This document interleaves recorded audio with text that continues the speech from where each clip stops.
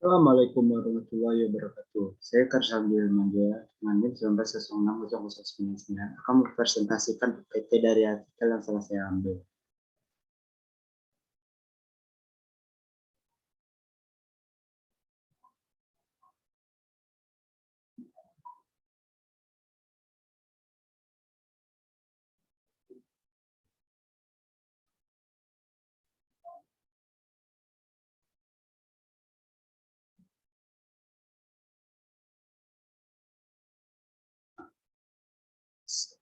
Saya mengambil karakteristik fungsi integrasi perbankan di Indonesia.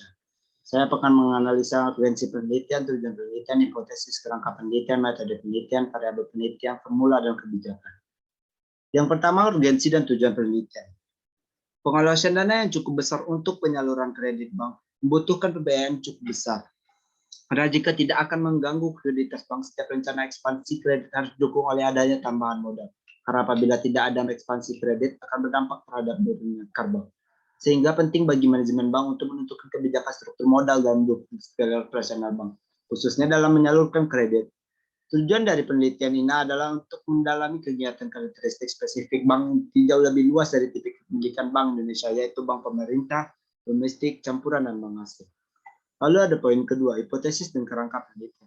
Hipotesis penelitian ini untuk menguji karakteristik spesifik bank yang jauh lebih luas dari tipe pemilikan bank di Indonesia, yaitu bank pemerintah, domestik, campuran, bank asing.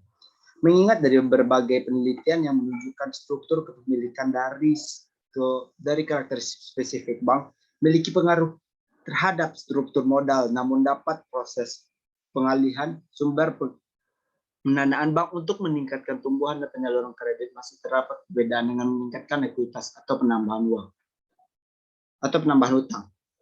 Kerangka penelitian. Kerangka penelitian di sini seperti yang digambar yang telah saya sajikan dari artikel tersebut. Dari gambar ini dapat dua persamaan struktur. Pertama, Y sama dengan PYX 1X1 tambah YX 2X2. Lalu ada PYX 3X3 ditambah titik PYX 7 sampai EYX sigma X1. Dan dapat persamaan struktur kedua, Z sama dengan PYX 1X1 tambah PYX X2, X2 PYX 3X3 sampai PYX 7X7 tambah PZ sigma E2. Persamaan di atas digunakan untuk menjelaskan pengaruhan model berlangsung bonus terhadap pada dat endogonus yang terdapat dalam model-model persamaan Y. Model mengenai pembentukan struktur modal yang mempengaruhi struktur kepemilikan. Lalu metode dan variabel penelitian di sini analisa penelitian dilakukan dengan pendekatan kuantitatif dengan menggunakan model statistik untuk menguji hipotesis.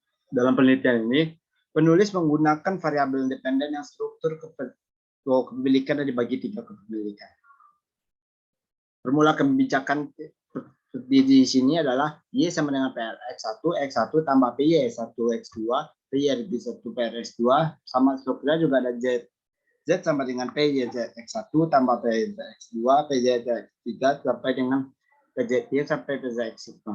Kebijakannya, struktur kepemilikan pemerintah domestik asing, profitabilitas, ukuran bank, size, risiko kredit, dan beban manajemen secara simultan berpengaruh terhadap struktur modal. Struktur kepemilikan dominasi pemerintah, struktur kepemilikan dominasi domestik, struktur kepemilikan asing, profitabilitas, dan risiko kredit berpengaruh negatif signifikan terhadap struktur modal bank.